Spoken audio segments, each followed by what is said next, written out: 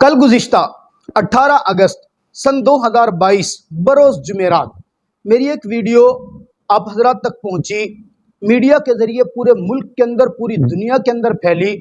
اس video کو دیکھ کر بہت سارے احباب نے کال کی، میسیجز کیے، رابطہ کیا، مختلف قسم کے سوالات کیے، کوشش کی جن کے سوالوں کے جوابات دے سکتا تھا دیے۔ بہت ساروں کے سوال ایسے تھے، آج مناسب سمجھا کہ وقت نکال کر بذریعہ ویڈیو ان کا جواب دے دیا جائے تاکہ یہ میری بات سب تک پہنچ جائے۔ وہ ویڈیو کیا تھی جو وائرل ہوئی؟ آپ نے دیکھا کہ ہم ایک قبرستان کے اندر موجود ہیں، شہر دریا خان کا قبرستان ہے۔ ایک مرحومہ کی قبر کے اندر سے میرے اللہ نے خوشبو کے حلے اٹھا کے رکھ دیے، اور یقیناً وہ خوشبو بڑی مسحور کن تھی، ذہن کو تازہ کرنے والی تھی، یقیناً جنت کی خوشبوؤں میں سے ایک خوشبو تھی۔ ماں کی قبر سے خوشبو آئی ہے، بیٹی کی قبر سے خوشبو نہیں آئی ہے۔ ماں عالمہ نہیں تھی، بیٹی عالمہ تھی۔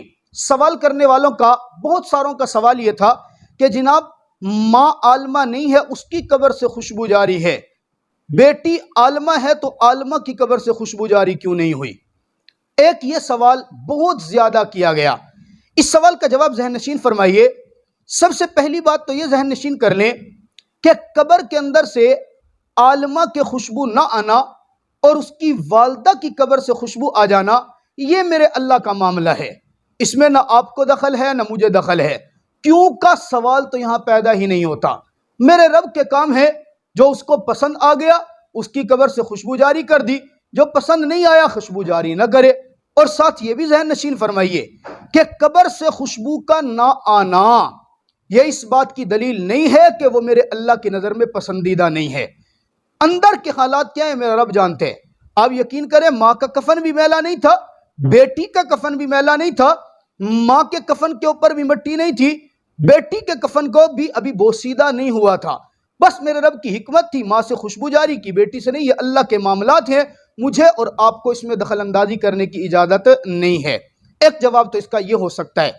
دوسرا جواب جو میں عام طور پر کافی سارے لوگوں کو اپنے وجدان کے مطابق دے چکا، آپ حضرات کو بتا رہا ہوں۔ اصل میں میرے نبی کا فرمان ہے، جو شخص اپنے بچے کو حافظ قرآن بناتا ہے، عالم قرآن بناتا ہے، خاص طور پہ حافظ قرآن، میرا اللہ والد کے سر کے اوپر قیامت والے دن ایک ایسا تاج رکھیں گے جس تاج کی روشنی سورج کی چمک سے زیادہ ہوگی۔ کل قیامت والے دن وہ دور سے پہچانا جائے گا کہ یہ شخص، یہ اس حافظ قرآن کا والد ہے۔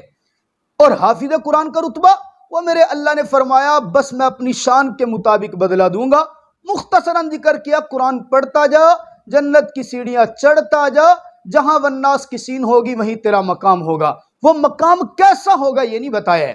یہاں پر میرے رب نے در حقیقت مجھے اور آپ کو بتایا ہے، او لوگوں، جیسے میرے پیغمبر نے فرمایا، میں رب نے ماں اور بیٹی دونوں کے جسد کو برقرار تو رکھا، دیکھ لیا تم نے، البتہ خوشبو ماں کی قبر سے جاری کی، اس لیے کہ ماں کی قبر سے نکلنے والی خوشبو پوری جگہ پر پھیلے اور لوگوں کو پتہ چلے ماں باپ کا مقام ان کا یہ ہے جو اپنی اولاد کو دین پڑھاتے ہیں۔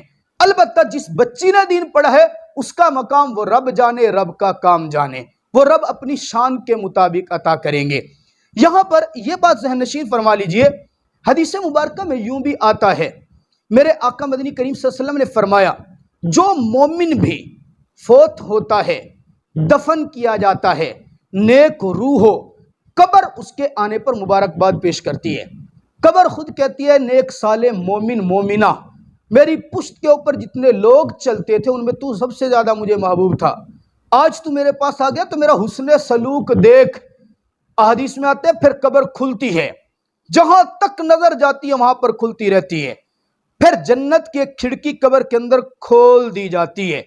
جیسے جنت کی کھڑکی قبر کے اندر کھولیں گے، اب دیکھیے کہ جب جنت کی کھڑکی قبر میں کھلے گی تو اس سے خوشبو ہی آنی ہے۔